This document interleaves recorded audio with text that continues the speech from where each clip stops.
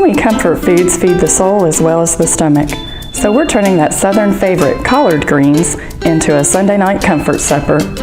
We'll slow braise the collards with chicken thighs on top that turn fall-apart tender. A spring or fall comfort food you'll love when the collards are in season. Today on the Seasonal Kitchen.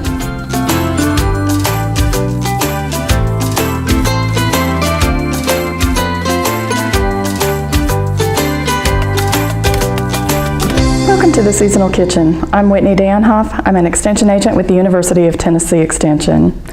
Today is all about comfort food, and in the South, that means greens. Today we're going to make braised chicken thighs with collard greens, one of my favorite greens. We're going to start with bone-in, skin-on chicken thighs. And we're going to start by trimming off any of the excess fat or excess skin that might be on there. So I have my chicken thigh here. I'm going to turn it over, and you see all of this extra skin. We want to get rid of that. If there are extra sections of fat, you want to trim those as well. And there we go.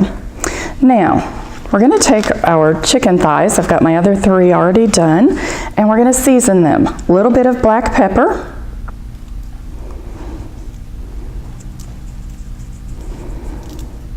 a little bit of salt.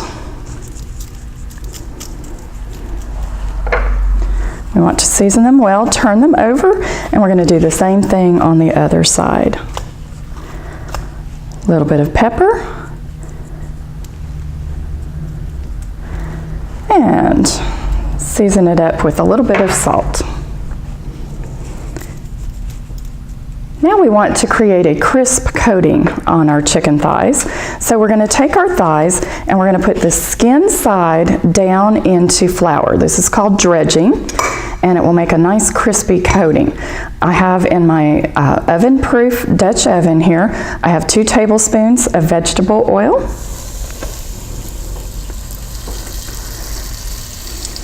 And we're just going to do all 4 and get them in the pot, and we're going to let those brown up and crisp. That flour will help to create a crispy coating and a nice brown color on the tops of our chicken thighs. And our last one into the flour. Coat it well. Shake off the excess and down into the pot. My pot is on medium-high heat, and we're going to cook those until they're evenly browned. As always, when we're working with raw poultry, we want to clean everything up before we move on so that we don't cross-contaminate. So I'm going to get a new cutting board and clean up my area. I'm going to throw away my flour and throw away my salt and pepper. Our chicken thighs have finished browning, and I've got them resting on a plate, skin side up to keep it crispy. Now we're ready to prepare our collards. Collards should be somewhere around 8 to 12 inches in length. They're a big long leaf, and they have a very thick stem down the center. So the best way to prepare collards is to fold them in half and then just tear that stem out of the center.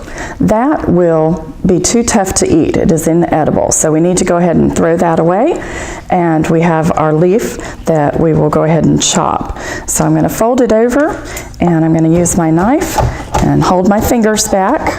We always want to hold our fingers back away from the blade of the knife as we chop. We want thin little shreds. Collard greens are very high in vitamin A, vitamin C, they're high in folate, they also have fiber, so they are very good for us, and so they're a great choice for a comfort food. So those are ready. Now we're going to prepare our pot, and so we're using the same pot that we used for our chicken, and I'm going to put some onions in there. This is 1 onion that's been chopped, and we're also going to put in 4 ounces of mushrooms. These are just white button mushrooms that have been sliced up. We're also going to add some flavorings, and I'm going to add 2 cloves of garlic that have been minced. I'm going to use a garlic press here, but you could mince it up with a knife as well. Scrape it off, and let's get our second one. And that will add a lot of flavor. Garlic and greens are a really good combination. They're a good flavor pairing, so anytime you're cooking greens, adding garlic will give them a little extra boost. Another flavoring ingredient is crushed red pepper. We're going to add just a little bit. Greens really benefit from just a little bit of heat. It's not going to make it too hot. If you like really spicy foods, you'll want to add a little bit more. And if you don't like any spice at all, you could certainly leave that out. We're going to cook these down just for a minute, just until the onion starts to soften. We're going to add our collard greens. This looks like a lot of collard greens, but these will cook down. They will wilt down as they braise, and so there will be a lot less. All right. Give those a stir, get them down into the heat, and then we're going to add our liquids. When we braise, we use liquid. We cook in liquid. We're going to use a couple of different liquids today. We're going to start with 1/4 cup of balsamic vinegar. Vinegar and greens really go together, and it will help to break down those fibers with the acid. And we're also going to add about 1 cup to 2 cups of chicken broth.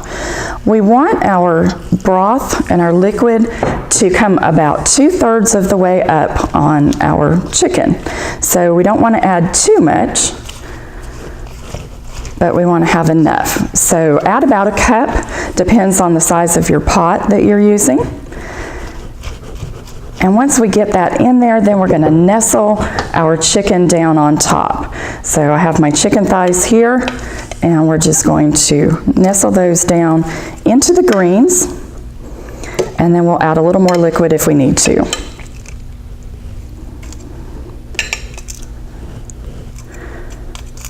All right,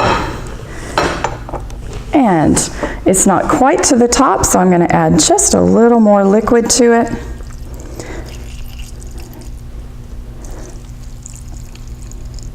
And that's going to take about 2 cups. We're going to place our pot in the oven at 400 degrees for about an hour until the skin is crispy on top, the collards are cooked down, and the meat is nice and tender underneath that skin. Here's our chicken thighs and collards out of the oven. The collards are cooked down, flavored with vinegar and onions, while the chicken is crispy on top and the meat is so tender underneath. Greens are the ultimate in comfort and full of nutrition, so pick up a bundle of collards and give them a try. They might just become your favorite comfort food.